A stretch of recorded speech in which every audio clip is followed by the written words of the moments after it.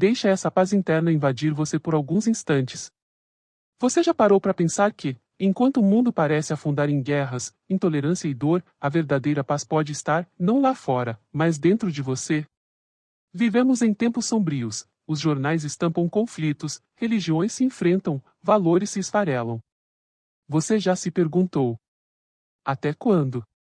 Quando essa escuridão vai dar lugar à luz?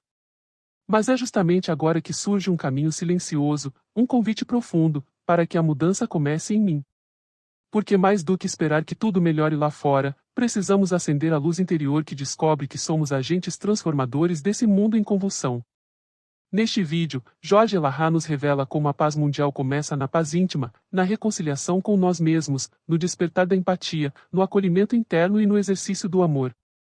Preste atenção, porque o que você vai ouvir pode abalar certezas, despertar dores, transformar convicções. Assista até o fim, pois na parte mais profunda reside o ouro da mensagem. Fique comigo. Permita-se sentir. Inscreva-se no canal, ative o sininho, juntos vamos mergulhar nesse despertar. Os nossos tempos são tempos sombrios. Os noticiários dos nossos jornais, das TVs e os sites registram dias profundamente tormentosos na atualidade. Imaginávamos, muitos de nós, que no século XXI não mais defrontaríamos-nos com as guerras, com a violência, com a intolerância. Mas o que temos observado nos últimos tempos é um crescimento dessas ocorrências na nossa sociedade como um todo. Observa-se no cenário político o acirramento das relações entre as nações, as dificuldades diplomáticas entre diversos países, a existência da guerra como sendo a solução única para alguns casos na Terra. E de outro lado, observamos o crescimento da intolerância religiosa e o processo de degradação dos valores que as religiões apresentam, sinalizando para nós que aquele período de paz que nós imaginávamos, que nós teríamos no mundo, no século XXI, está distante de nós. Qual a razão de todas essas coisas? Por que a humanidade parece ter dado passos para trás? O que aconteceu conosco nos últimos anos, nas últimas décadas, em que uma série de valores estão sendo destruídos, sendo questionados, e de alguma forma, algumas pessoas não conseguem se encaixar na realidade que estamos vivendo. As obras religiosas do Ocidente, mais especificamente o Novo Testamento, possuem um livro muito particular chamado de Apocalipse, que muitos leem Apocalipse como sendo o fim. E, na verdade, no grego, Apocalipse significa apenas revelação, tornar sabido aquilo que era oculto. O livro do Apocalipse, escrito segundo as conclusões dos estudiosos, pelo mesmo evangelista João, essa obra traria informações muito preciosas sobre esse nosso período, e muitas pessoas, ao observarem o cenário sombrio em que estamos inseridos, acabam por ter um comportamento que não seria o mais adequado para a quadra que estamos vivendo. Dizem assim: já que tudo está ruim, não adianta melhorar, melhor que piore para acabar de uma vez. porque estamos lutando poucos contra muitos do mal e, consequentemente, iremos perder a guerra. Então, melhor é que logo tudo se acabe, para que tudo se resolva. Essa é uma lógica bastante materialista até, porque muitas dessas pessoas consideram que é através do fim desse estado que estamos que nós iremos ver o relógio do mundo mudar e entraremos numa nova etapa, na chamada Nova Jerusalém, que vai descer do céu, e essa Nova Jerusalém será um momento de muita felicidade em que nós viveremos em paz.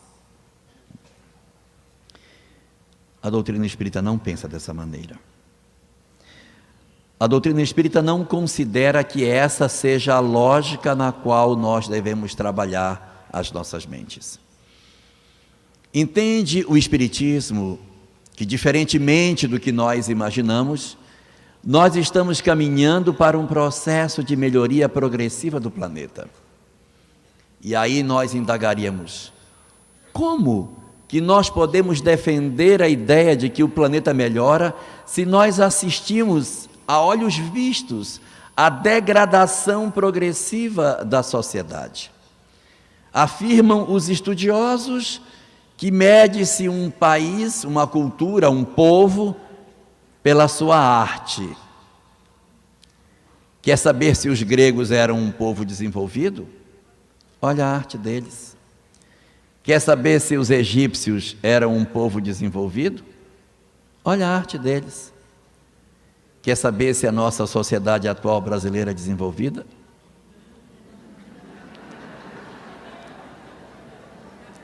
Olha a arte. A medir por essas coisas, as pessoas dizem: mas não é possível, a doutrina espírita não pode estar certa. Como que pode isso estar acontecendo? Como que o espiritismo pode dizer que nós estamos caminhando na direção do progresso, quando se observa o acirrar das relações políticas, o inflamar das relações religiosas, a degradação da arte, o processo de perda da identidade de alguns conceitos multisseculares da nossa sociedade? O que está acontecendo conosco? Como que o espiritismo pode dizer que isso seja progresso? A doutrina espírita considera que nós estamos vivendo exatamente o período marcado dentro do Apocalipse como sendo o período do final dos tempos.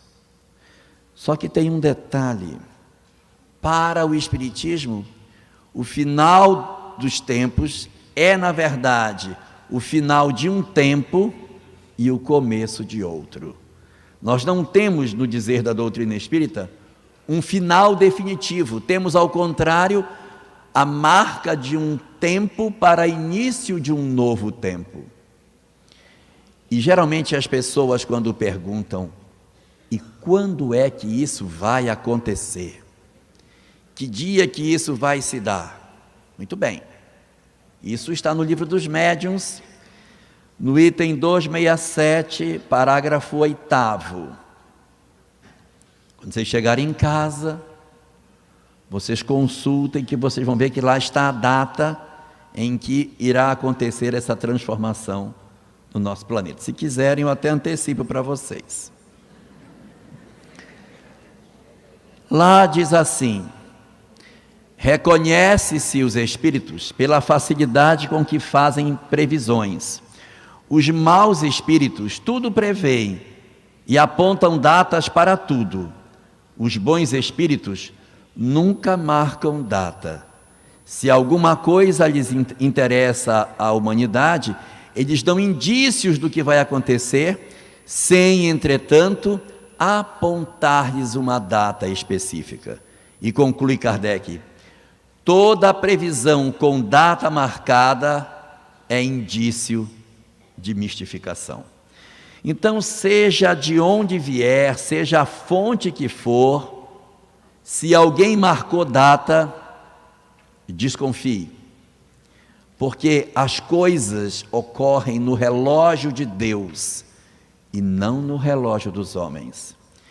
Deus não estabelece tempo para as suas penas, porque as penas e as culpas e as absolvições, cada um de nós carrega dentro de nós próprios. Somos nós mesmos que nos sentenciamos e que nos absolvemos. Então não existe data marcada para nada. Nós é que temos que trabalhar para garantir a todos nós a nossa libertação. Então, no conceito que a doutrina espírita propõe para todos nós, o processo de transição há de acontecer na Terra, não necessariamente num dia específico, mas quando as condições se fizerem tais e que facilitarem para que isso se dê. Muitas das pessoas, às vezes, acham que as transformações do mundo irão se dar a partir das comoções físicas, dos terremotos, dos maremotos, das tsunamis, dos furacões, e toda vez que tem um terremoto, as pessoas dizem, terremoto, está acabando. Deu uma tsunami, olha, está acabando. E ainda tem aqueles que dizem assim, gente, vocês estão vendo como está caindo muito avião, mas é lógico, cada vez tem mais avião no ar, tem que cair mais mesmo. Então, segundo aquilo que o Espiritismo diz, não são essas mudanças físicas que marcarão a transição da Terra. Não são elas. Os terremotos e maremotos estão na Terra desde o princípio. Vesúvio, quando explodiu, levou Pompeia e Herculano junto. O incidente de Santorini destruiu todas as ilhas que existiam, que eram pequenas, do Mediterrâneo. Quando o Nevado del Ruiz entrou em erupção no Chile, destruiu várias coisas.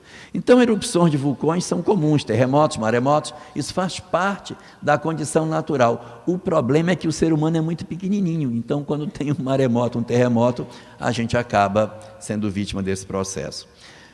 E o Espiritismo diz que as mudanças que vão acontecer não são mudanças do ponto de vista físico, mas são mudanças do ponto de vista sociais. Allan Kardec, em sua última obra, A Gênese, que comemora este ano e este mês especificamente 150 anos de publicação, ela foi publicada dia 1º de janeiro de 1868, então ela está comemorando efetivamente 150 anos.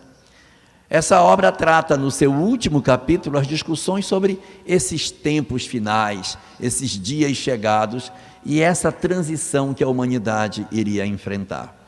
E lá Kardec assevera que as transformações do nosso mundo não serão transformações do ponto de vista físico, que as transformações mais profundas que marcarão um novo tempo e uma nova era são as transformações no campo íntimo, as revoluções morais, as transformações dos costumes, essas é que vão ser. Então não esperemos que o mundo vai se transformar a partir de um terremoto ou de um maremoto. A gente fica assistindo aquele filme 2012 e fica esperando que aquilo aconteça para que a gente diga, pronto, agora sim, agora vai começar tudo de novo e agora a gente vai começar certo. Não. Segundo o Espiritismo, não são essas mudanças, são as mudanças no campo comportamental. Mas quando se fala essas coisas, as pessoas dizem, mas se é no campo comportamental, nós deveríamos estar enfrentando uma melhoria progressiva do planeta e não ao contrário. Porque o que estamos observando agora é um processo em que a própria paz entre as nações está ameaçada. Nós temos, segundo alguns estudiosos, iminências de conflitos bélicos no mundo hoje, em função do posicionamento de alguns líderes mundiais. Então, em função dessa ideia, as pessoas dizem, nossa, então nós estamos indo para trás. O que fala o Espiritismo? A doutrina espírita tem uma visão muito particular sobre todas essas coisas. E conforme já comentamos outras vezes aqui, a população da Terra, ela se divide em grupos de espíritos. E há um grupo de espíritos em particular, que ele não reencarna na Terra com muita frequência. São espíritos endurecidos, empedernidos, espíritos muito difíceis, e que quando eles vêm, eles perturbam a ordem social. Quando eu estou falando isso, eu não estou me referindo ao nosso cunhado, à nossa sogra, não é isso.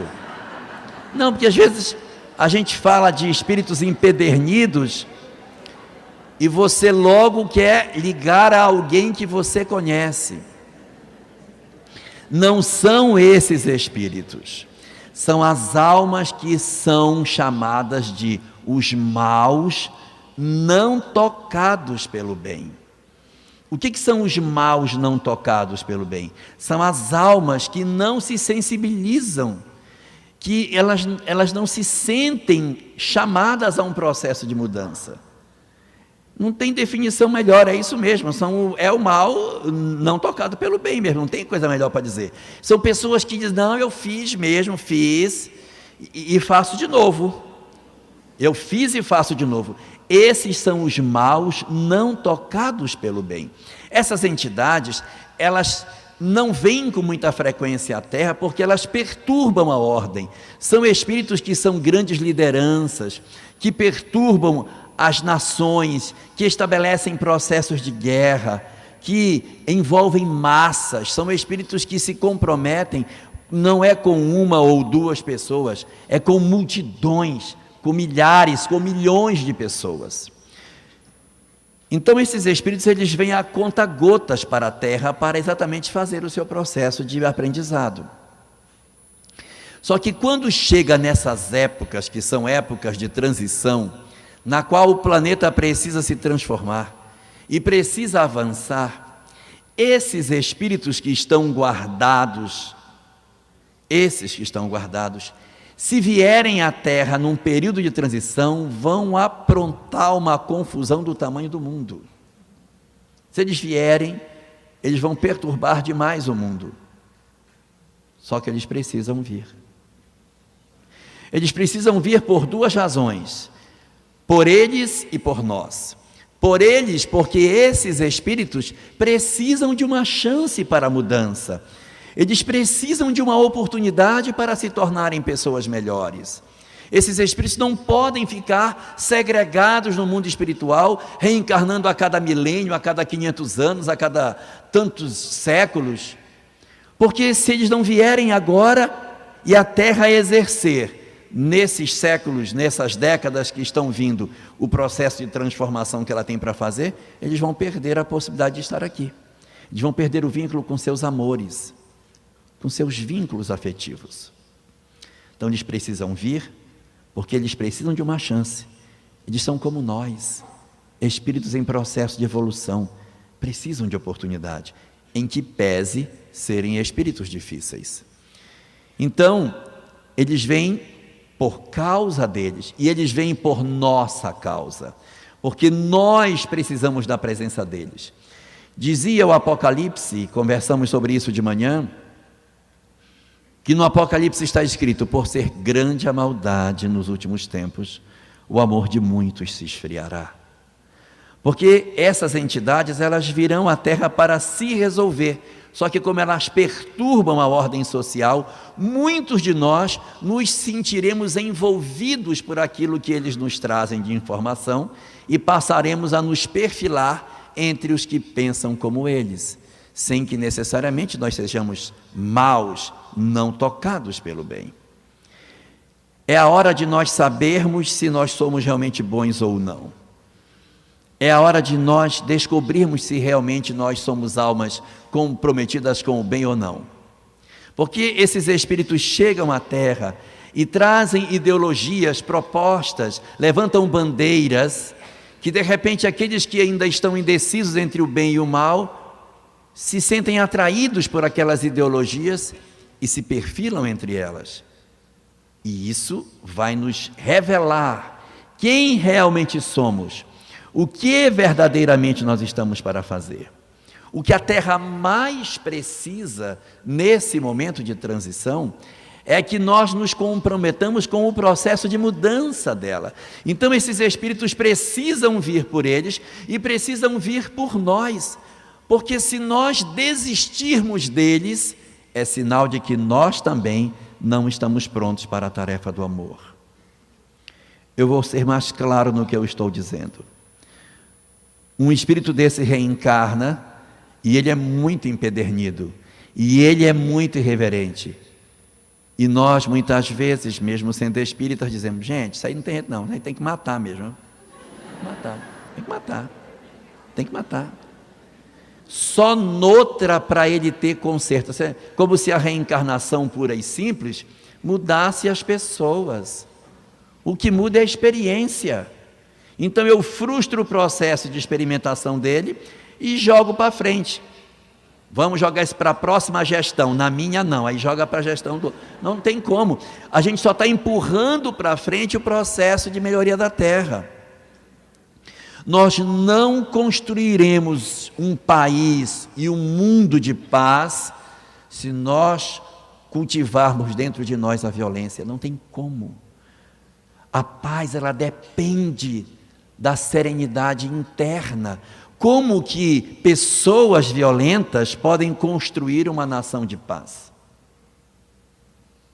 Então nós precisamos desenvolver mecanismos para que esses espíritos que vêm para participar do nosso mundo encontrem aqui as condições mínimas para que possam empreender um processo de mudança. Se eles não mudarem, a responsabilidade é deles. Se nós não lhes oportunizarmos as formas de mudança, a responsabilidade é nossa. Se nós fecharmos as portas da mudança, as responsabilidades são nossas.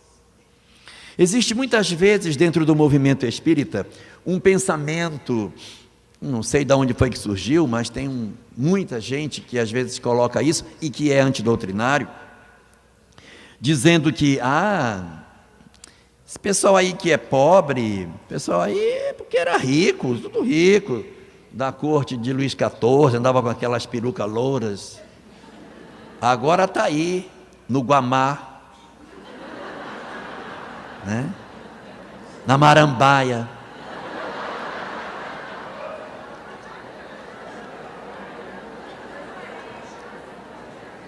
Onde?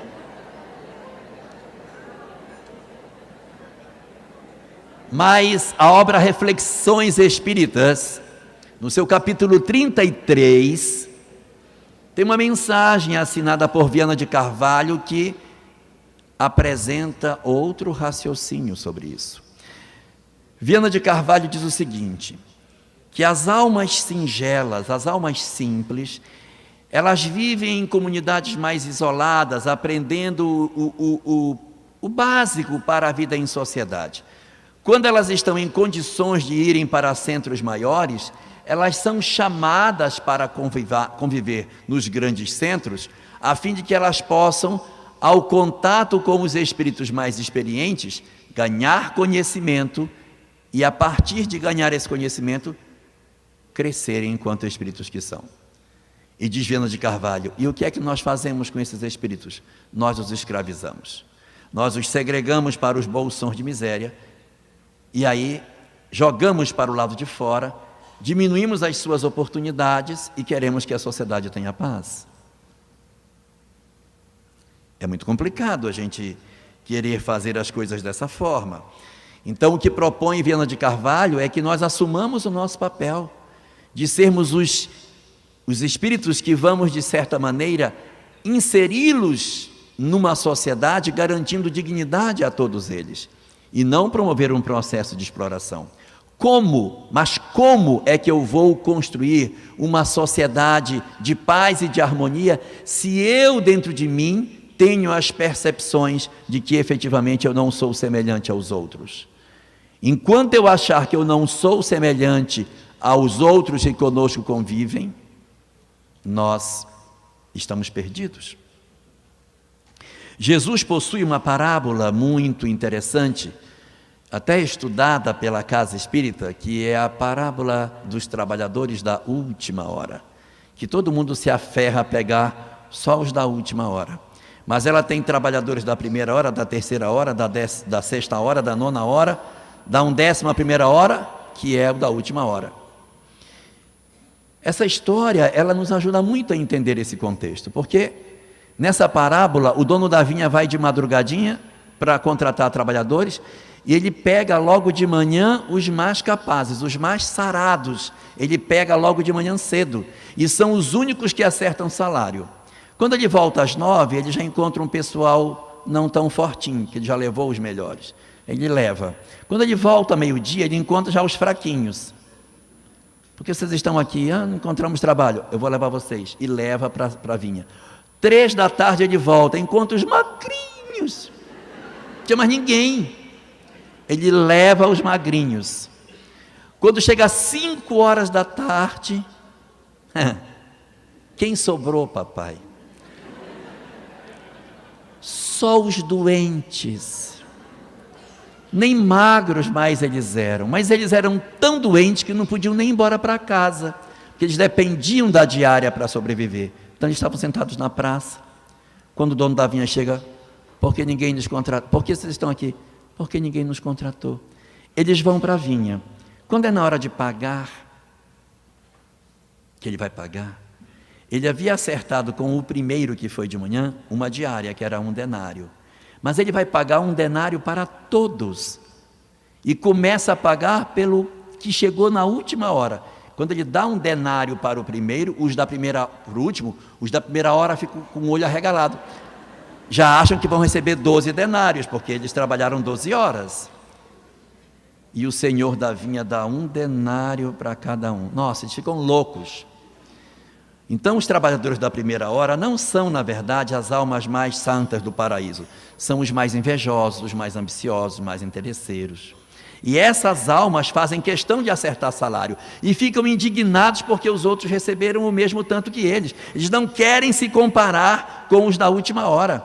Tu nos igualaste a esses que chegaram pela última hora. Eu não posso ser igual. Parece com a gente. E então diz Jesus que o dono da vinha disse: o dinheiro não é meu?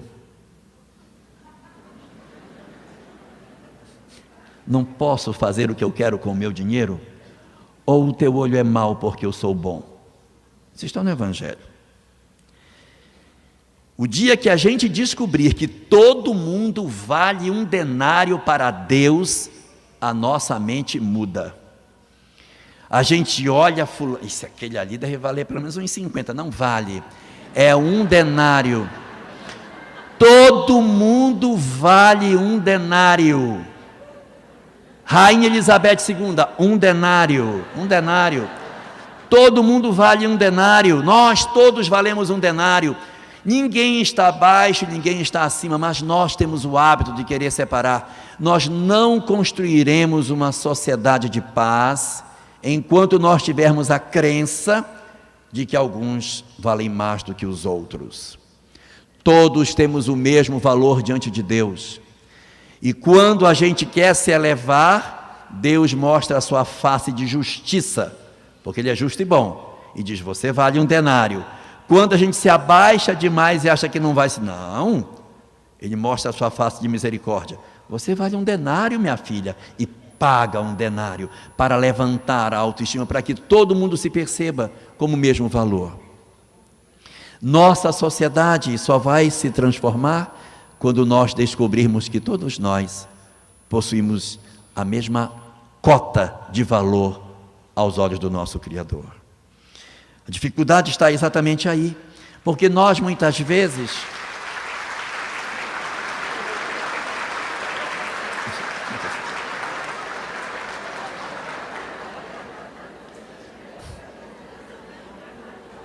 a dificuldade está exatamente aí, que nós temos dificuldade de aceitar que nós somos todos iguais. Então não haverá condição de nós constituirmos uma sociedade melhor, enquanto as nossas vidas não nos enxergar a todos nós como sendo todos iguais. Então, nessa ótica que o Espiritismo nos propõe do processo de transformação da nossa sociedade, é muito comum as pessoas estarem olhando lá fora e dizendo: meu Deus, esse mundo está perdido, isso aí não tem mais jeito, esse mundo até acabou. Como se de repente nós fôssemos meros espectadores desse processo. Nós somos os agentes transformadores. A obra básica nos informa que o processo de transição não tem hora para acontecer, mas ele tem indícios. Ele pode acontecer com os homens, sem os homens ou apesar dos homens. Ele vai acontecer com os homens se nós nos comprometermos no processo de mudança e acelerarmos que isso aconteça, e portanto ele vai chegar mais cedo. Ele será sem os homens quando nós não nos comprometermos, ficarmos na janela olhando com indiferença as coisas acontecerem. Vai demorar mais. Vai ser preciso chamar algumas pessoas para colaborar na transformação, porque a gente está alheio e muito provavelmente os endurecidos vão ser convidados a ir embora. E existe uma terceira condição, que são os espíritos, que os espíritos falam que é apesar dos homens. É quando a gente puxa para trás, é quando a gente tenta atrapalhar o progresso. Quando a gente diz assim, fulano, se eu fosse você não fazia isso não. Perdoava ele não, eu não fazia isso não. Então a gente está puxando o progresso para o lado contrário. Então é com os homens, sem os homens e apesar dos homens. Quando a gente puxa para trás, aí com certeza vai demorar bem mais, vai ter que trazer mais gente para o processo de transformação e nós com certeza não estaremos lá, porque não contribuímos no processo de mudança. O grande objetivo nosso, portanto, é nós trabalharmos na nossa transformação para que a gente consiga fazer isso. E é aí que o Espiritismo se insere como uma doutrina de singular importância para todos nós. Porque a doutrina espírita assevera que a construção do mundo novo não vai acontecer de fora para dentro. É ilusão achar que vai descer uma multidão de espírito benfeitor na terra que vai arrumar tudo que está desarrumado, igual uma empregada doméstica, desce aquele monte de espírito superior, arruma tudo, replanta, melhora o meio ambiente e tal. Olha, está tudo pronto, agora vocês podem ficar aí que eu vou embora. Não é assim que funciona. Somos nós que vamos ter que construir isso. E não há como nós construirmos se não houver da nossa parte o comprometimento para o processo de transformação que o nosso mundo exige que nós façamos. Então, isso vai exigir que a gente faça um esforço pessoal de perceber que nós somos o elemento de transformação, que nós somos o agente de mudança. Nós moramos na floresta amazônica e há muitas pessoas que quando se pergunta que cor é a floresta, as pessoas dizem, a floresta é verde. Mas a floresta não é verde. Quem é verde são as folhas das árvores, que fazem a floresta parecer que é verde.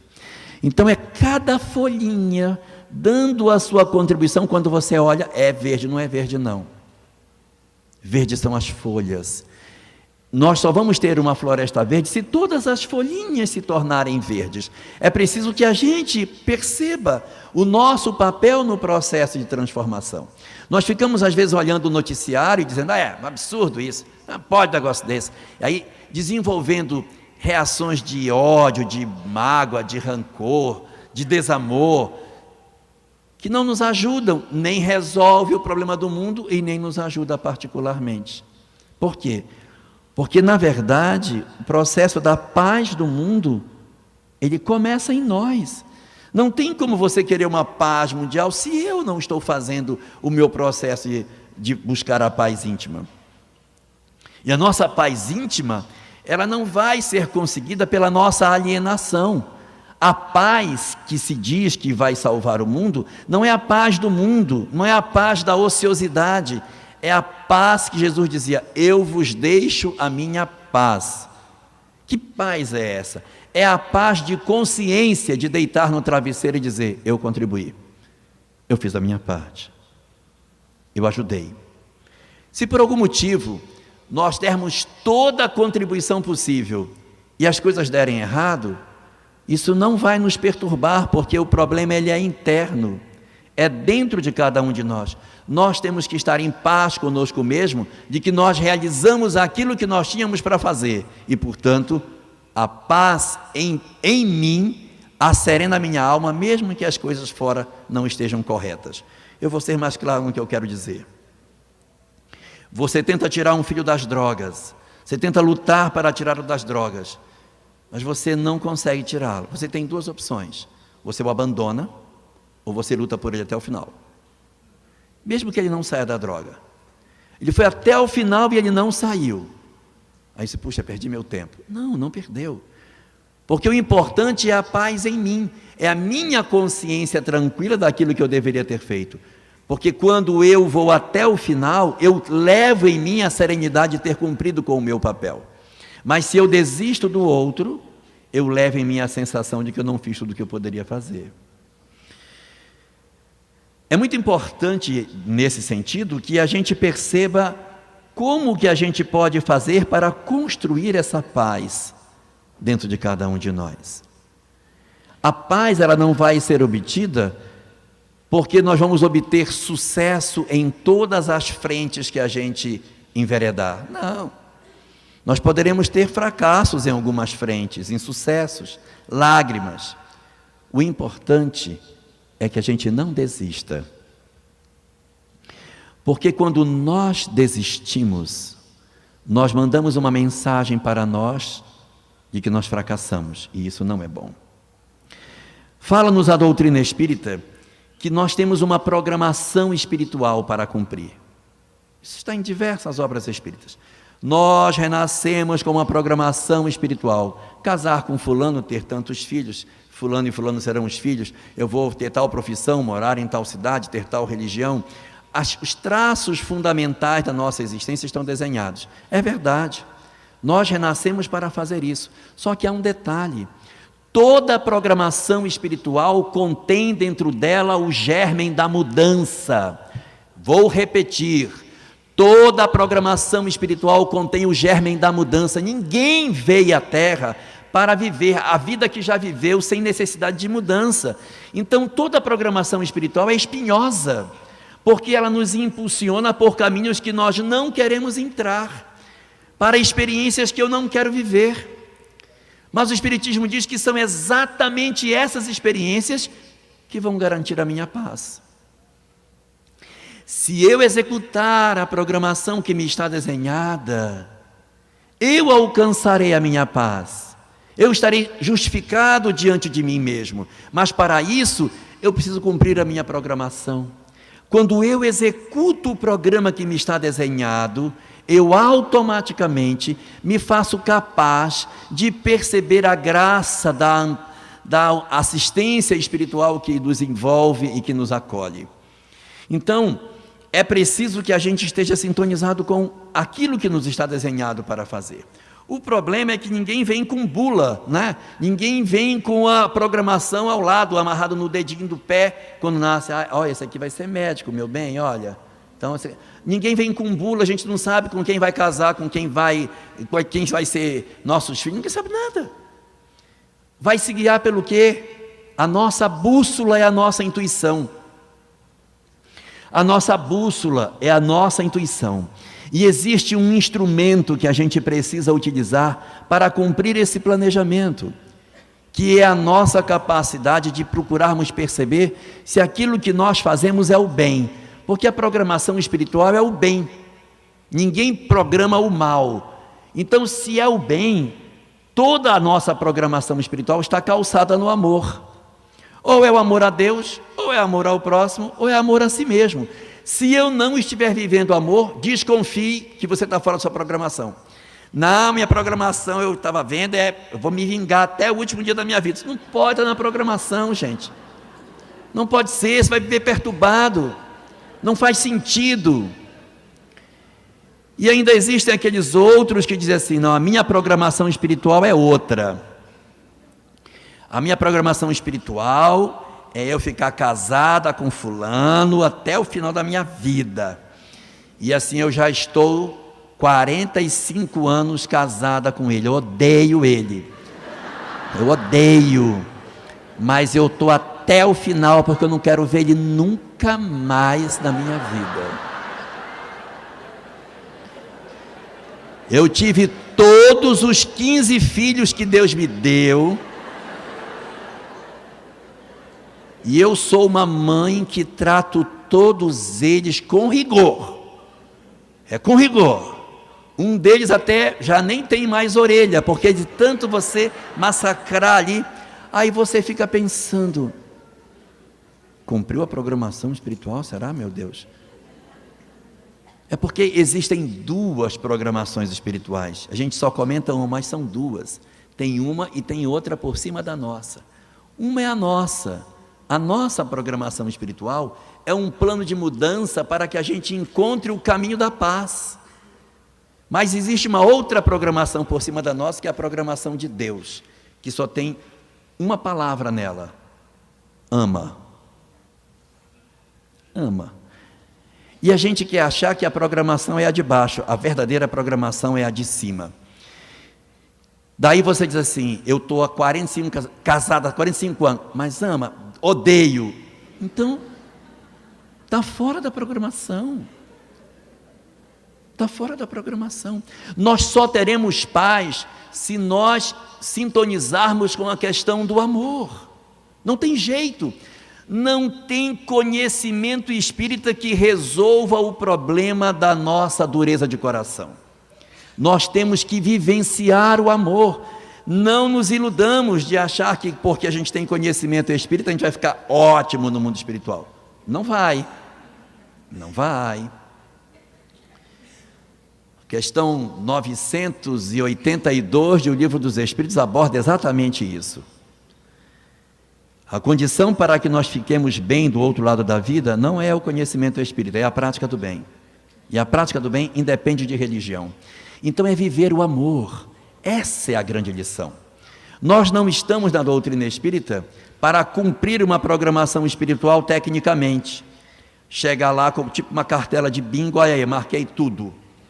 Ó, fui médico, tá vendo? Ó, dei todos os plantões, tive os filhos que mandaram eu ter, casei com aquela mulher, estou até hoje lá com ela e tal. Então, isso não é cumprimento de programação espiritual. Não é assim que se cumpre. Nós, quando cumprimos a programação, nós sentimos paz dentro de nós. E a paz que existe dentro de nós é decorrente do processo do amor.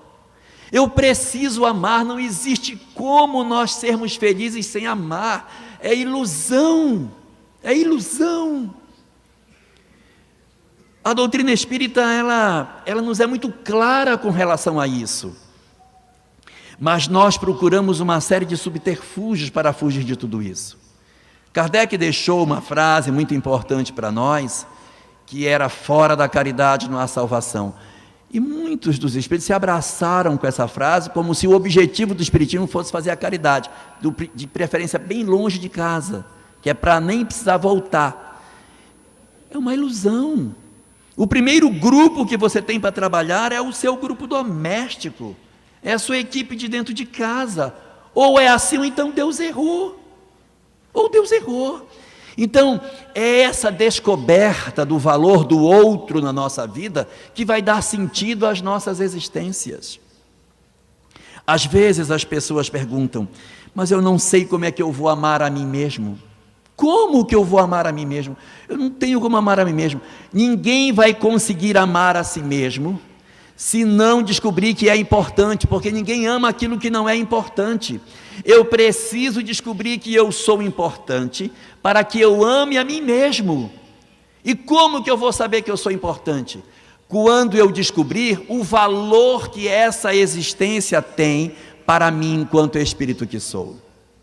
A gente já parou para pensar o que significa para as nossas vidas enquanto espíritos que nós somos, estarmos conscientes no corpo de carne de que a vida não termina no túmulo e de que nós temos vínculos espirituais com as pessoas e que nós precisamos encontrar as formas de melhorar. Vejam o quão preciosa é essa existência na nossa história de vida como espíritos.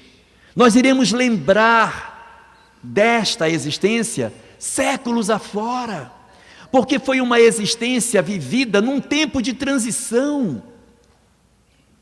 Olha que coisa extraordinária, na convulsão de uma sociedade que se debate entre o novo e o velho, com a reencarnação de tantas entidades misturadas do ontem e no hoje.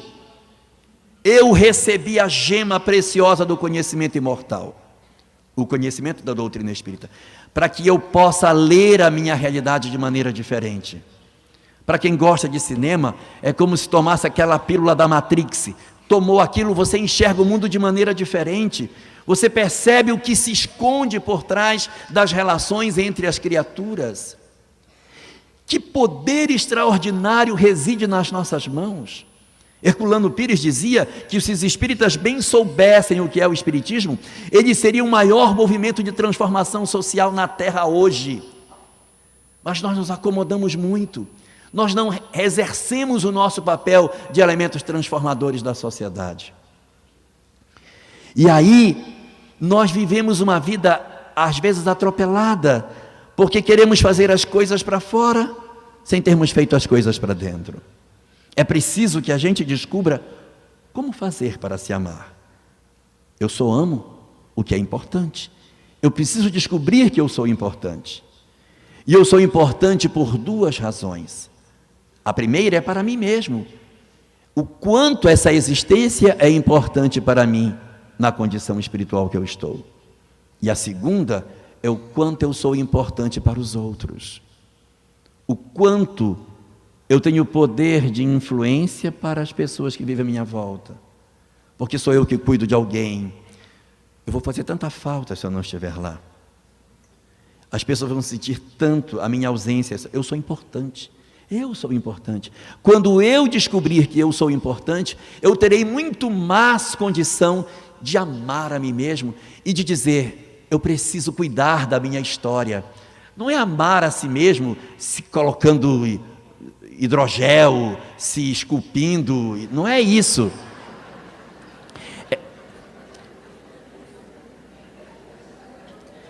É a gente melhorar de outra forma. Não usa mais hidrogel? Não?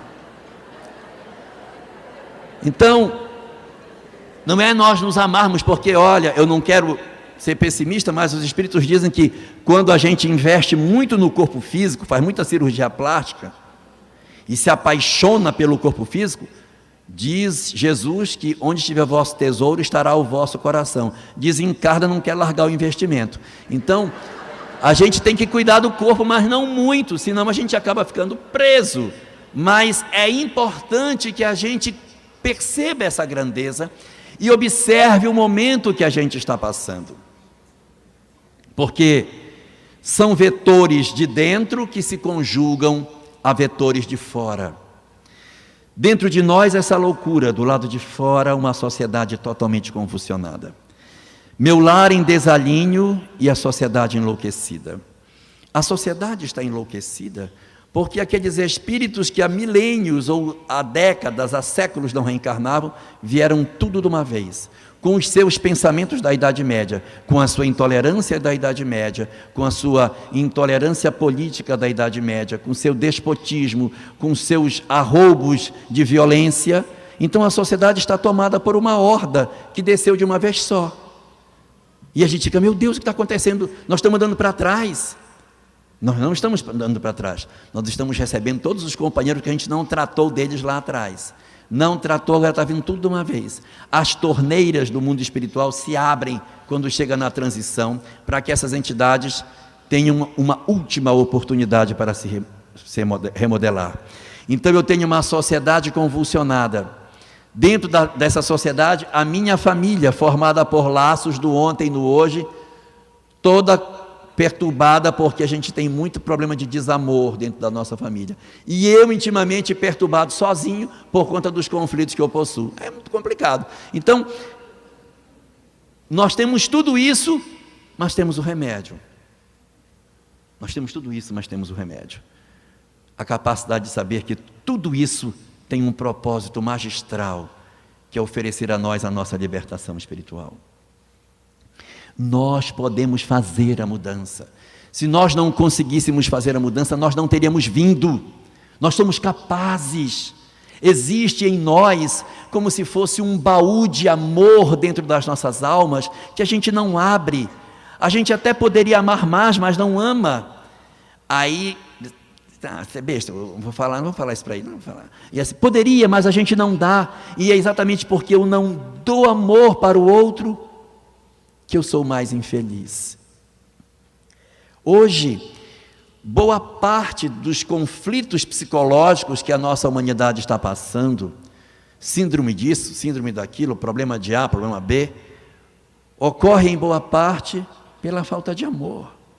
Nós estamos nos privando de amar. E como a gente se priva de amar, a gente adoece, porque nós somos filhos do amor, nós somos filhos de Deus. Então, como eu não faço esse movimento na direção do amor, automaticamente os nossos corações adoecem. E quando eu adoeço, eu promovo uma família doente que se insere na sociedade formando uma célula doente. Nós temos que desarticular esse processo, apaixonando-nos primeiramente pela oportunidade de estarmos na terra nesse momento tão conflituado como estamos. Nós louvarmos a oportunidade bendita de vivermos numa sociedade em que nós podemos provar os nossos valores. Senhor, muito obrigado, porque eu posso provar os valores que eu tenho, porque a despeito daquilo que a minha sociedade me dita, eu tenho as minhas certezas internas, e eu não seguirei por esse caminho, porque eu sei que ele não é bom. E diz Joana de Ângeles, se você já deu 10 passos no rumo errado, volta, te aconselha com os mais velhos, e volta. Ninguém andou tanto que não possa retornar. Se a gente já errou, dá tempo de retornar, de reconstruir a história da gente. Então é momento de nós louvarmos essa oportunidade bendita de nós construirmos uma nova sociedade. É tempo de nós olharmos para o nosso grupo familiar e, ao invés de maldizermos a família que nós temos, dizermos: Senhor, obrigado pela oportunidade que Tu estás me dando, porque eu tenho lucidez para entender os mecanismos da lei de causa e efeito. Eu tenho hoje a condição de interpretar os vínculos que eu tenho com aqueles que comigo convivem. E há muitas pessoas que nessa hora dizem: mas eu queria muito saber se é meu inimigo do passado, se é meu amigo, o que é, que eu quero saber. Eu queria saber se a minha mãe, se ela me matou, se foi eu que matei ela, o que foi. E não é a melhor solução.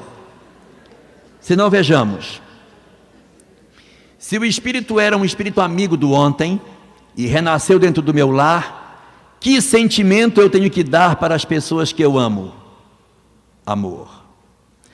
Se o espírito era um desafeto do passado, está dentro do meu lar, e eu preciso resolver o problema, que sentimento eu tenho que dar para ele? Amor. Se o espírito não era do ontem, eu estou conhecendo esse espírito agora, e eu sei que se eu agredi-lo, ele pode se tornar um laço de desafeto, e amanhã vai dar trabalho para eu desfazer o desafeto, que sentimento eu tenho que dar para as almas que eu encontro pela primeira vez? Amor.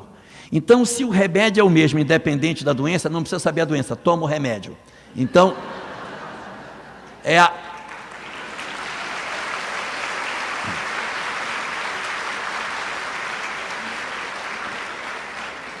amor nas 3 condições, é amor para todos, os laços de afeto, para os desafetos e por aqueles que se juntam a nós pela natureza das provas. O importante de tudo isso é nós não desistirmos das pessoas. Quando nós desistimos dos outros, nós mandamos uma mensagem para eles de que eles não são dignos do nosso amor. E isso faz com que essas almas, após a morte, justifiquem a si mesmas que elas não deram certo, porque quem deveria lhes cuidar, lhes abandonou. Quando nós desistimos de alguém, o outro do outro lado diz: eu dei errado porque eu não presto mesmo, nem minha mãe me quis. Mas se eu não desisto do outro, mesmo que eu não colha nada, mesmo que até o final da existência ele não mostre o menor sinal de mudança, o nosso benefício não se perde, conforme diz o Evangelho segundo o Espiritismo, no seu capítulo 10, na resposta à pergunta feita de Kardec, que ele pergunta: sobre os benefícios pagos com a ingratidão, lá no finalzinho da resposta diz que quando nós não desistimos dos outros, quando nós não desistimos, e essas pessoas chegam no plano espiritual, elas dizem: eu dei errado por minha culpa. E isso é mola propulsora do progresso dele. Então é uma questão dele com a lei, não é minha. Nós não somos responsáveis pelos erros dos outros, a menos que tenhamos desistido deles pelo meio do caminho. Mas se nós perseverarmos até o final, e eles não enveredarem pelo caminho que deveriam enveredar, nem por isso poderemos considerar que nós sejamos culpados. Mas se nós desistirmos da jornada, assumiremos parcela de culpa, maior ou menor, a depender de cada caso, se nós desistirmos dos companheiros no meio da sua jornada. Assim, a proposta que a doutrina espírita nos traz é que nós promovamos em nós um processo de mudança, não apenas no nosso conhecimento, mas que a gente use o Espiritismo de verdade. O Espiritismo não é para saber, o Espiritismo é para sentir, é para sentir. Quando Paulo de Tarso encontrou Jesus na beira da estrada, ele disse: Senhor, o que tu queres que eu faça? E ele disse: entra na cidade e te será dito o que haver de fazer. Nunca foi dito. Nunca foi dito, ninguém nunca disse para ele. Sabe por quê? Porque não é para fazer, é para sentir. Só que só tem um jeito de sentir: fazendo. Mas eu posso fazer sem sentir. O objetivo das nossas vidas não é fazer, é sentir.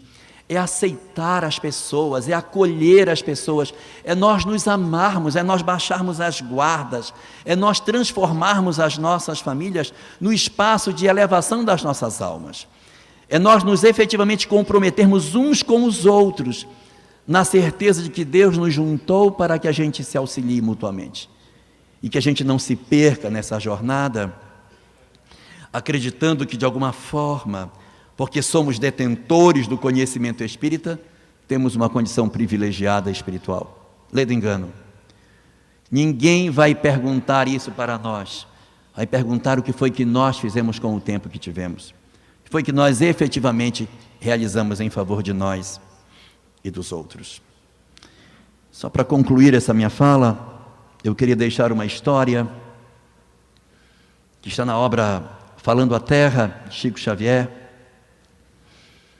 Essa história conta que havia um homem muito grosso, estúpido, violento, agressivo. Seu nome era Malaquias. E as pessoas tinham pavor pela violência dele. E ele já havia perdido boa parte dos amigos, nem a família mais o suportava. E um dia ele foi tomar água no lago. Quando ele olhou a sua imagem refletida, ele viu cabelos brancos. E ele percebeu que ele estava envelhecendo. E aquilo mexeu com ele. Ele disse: meu Deus, vou envelhecer, vou morrer.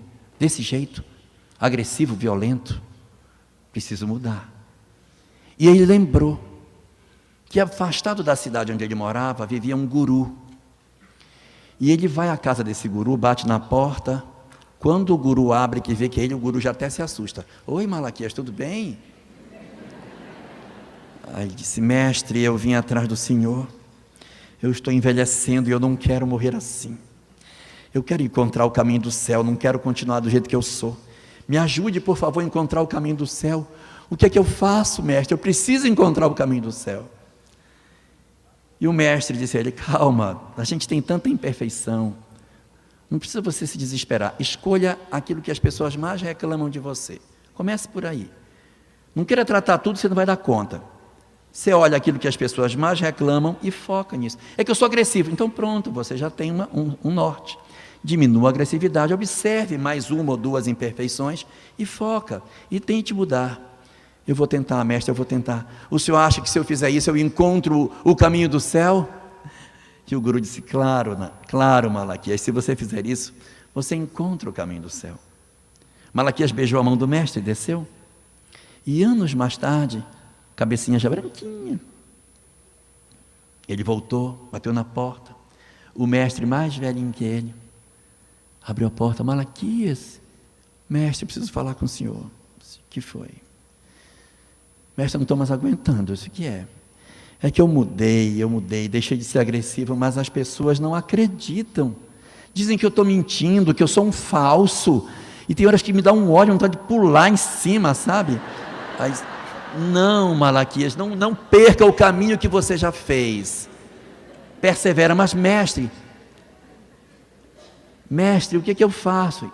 Não se fira com a calúnia, apenas viva de maneira que ninguém possa acreditar no caluniador. Volte, continue seu propósito. Malaquias desceu, voltou para a cidade, e anos mais tarde, velhinho, com grande dificuldade subiu a colina, as apalpadelas, já quase cego, bateu na porta. O mestre, mais cego ainda, apoiado numa bengala. Quem é? Sou eu, mestre. Malaquias, o meu filho. O que você quer, mestre? Eu quero encontrar o caminho do céu. E o que está acontecendo, Malaquias? Eu mudei, mestre. Então, meu filho, mas acontece que agora todo mundo me chama de banana. Que eu deixo fazerem tudo o que querem comigo. Eu não suporto mais isso, mestre. Mas eu não quero voltar a ser o que eu era. O que eu faço? Ah, Malaquias, persevera, não liga. Foca no teu objetivo, mestre. Diga para mim, por favor, eu vou encontrar o caminho do céu? Claro, Malaquias, você vai encontrar. Você mudou muito, você vai encontrar o caminho do céu. Malaquias desceu e nunca mais subiu a colina. Porque poucos dias depois que ele subiu, ele adoeceu profundamente e desencarnou.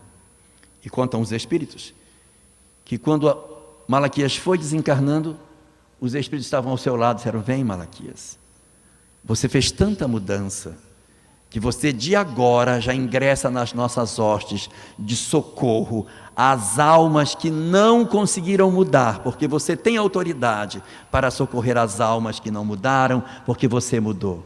E Malaquias imediatamente ingressou no grupo e passou a socorrer as almas das sombras. Ouvia gemidos na escuridão, e Malaquias descia pelas furnas para resgatar as almas gementes que soluçavam porque não haviam mudado. E assim os dias se passavam, e Malaquias socorrendo as almas, ouvia gemidos em seu nome, murmuravam pedindo socorro, e Malaquias ia lá e buscava as almas, levava-as para a luz. Um dia ele ouviu um gemido, alguém mais uma vez chamando em seu nome, e Malaquias foi descendo nas furnas, até chegar a um local escuro, onde apenas os dois olhos daquele que ele chamava apareciam. E ele então se ajoelhou ao lado, juntou a alma que gemia nos braços, e a alma gemente disse: ai, Malaquias, Malaquias, me ensina a encontrar o caminho do céu. E Malaquias disse: sim, meu mestre, eu vou lhe levar para conhecer o caminho do céu. Muito obrigado, gente, boa tarde. E aqui estamos, no limiar da mudança. Você ouviu, sentiu, refletiu. Agora é hora de agir. A mensagem de Jorge Elahá é clara: a paz do mundo começa na paz íntima, não na esfera externa, mas na revolução moral que fazemos em nós mesmos. Não espere terremotos, furacões ou eventos grandiosos. As transformações mais profundas são aquelas que ocorrem no campo do coração, da consciência, dos pequenos gestos. Quando você decide amar onde é mais difícil, na sua casa, no seu círculo íntimo, você planta o alicerce de um novo tempo. Se desistir de quem te machuca, você manda uma mensagem de que aquela alma não merece amor, e assume uma parcela de responsabilidade no desespero dela.